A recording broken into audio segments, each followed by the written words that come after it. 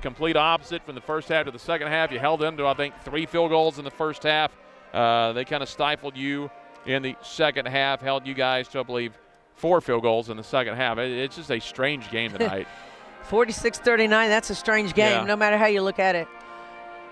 You know, on our end, I just thought, you know, we were really good and really aggressive in the first half. We weren't very efficient, but we rebounded the basketball really well. We didn't give them any second chance points. And we put a few points on the board, but we were still pretty inefficient in transition. We still had a lot of turnovers. You know, the second half was just number 32. I can't even call her name right now. 32 just ate our lunch. You know, she had 5 offensive rebounds and 8 points in about the first 5 minutes of the second half, and that really set the tone. And I told our players they toughed up, and we didn't. You know, we wanted a foul call, when we took the ball to the basket instead of just concentrating on finishing. And they played very hard and very physical in the second half, and we did not respond. And, we got our heads down a little bit when the ball wouldn't go in a basket. But, we had, what was the halftime lead? We had an 18-point halftime lead. Yeah. You know? A lot of things had to go bad in the second half to lose an 18-point lead, but that's what happened. But mostly, I will say this, mostly it was Tulsa's aggression level and our inability to handle that. Hey, you mentioned it, had the 18-point lead. Still had the lead going in the fourth quarter, even though he outscored you 14-5. But as you mentioned, you could just see it. You could just see the body language going into the fourth quarter. Yeah. Tulsa was really they bothered our guards. They were really aggressive. They were live bodies out there. They were hungry. They bothered our guards a little bit and kept us from getting in some sets, sped us up a little bit. But like I said, we can talk about every phase of the game. Yeah. But the fact of the matter is that Tulsa brought the game to us and we didn't respond. Kiana Coomber in 33 minutes got you 9 points, 9 rebounds. But again, that's a lot of first half there for Kiana. Yeah, I think all those threes probably. All those points probably happened in the first half, I would guess.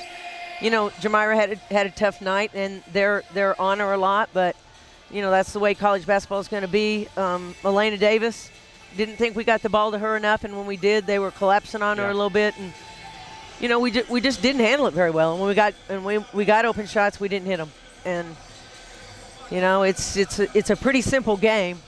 When the other team is more aggressive, they make things happen, and we were kind of waiting for something good to happen. We were hoping for something good to happen, hoping for that shot to go in, hoping for that foul to be called instead of making it happen. And Tulsa made it happen this evening. Have you ever ever had a team? I know you've not had one at Memphis since I've seen you that's struggled a lot with the short jumpers and the layups this much. Are they just kind of in their own head right now? You start off a little slow, and now they're just pressing, or anything you can just put your finger on?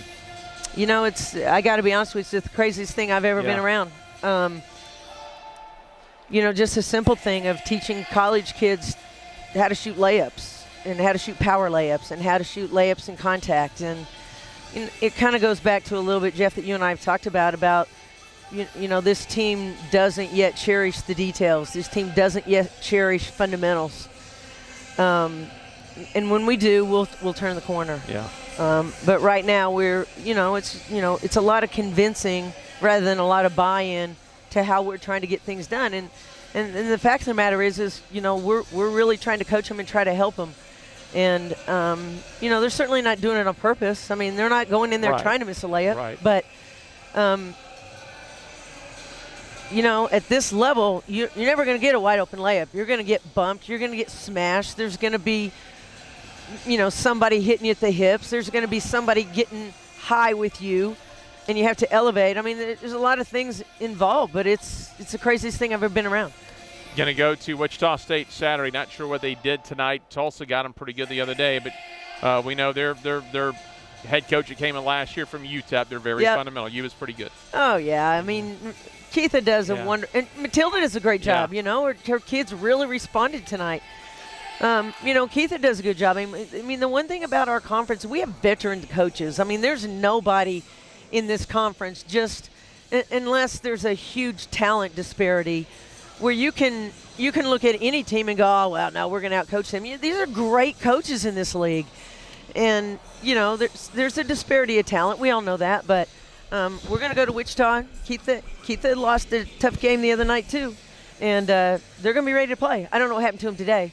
But it's a dogfight every night. So we need to learn how to dogfight a little bit better. All right, Coach, as always, we appreciate it. See you at Wichita. Thanks. Head Coach Melissa McFerrin.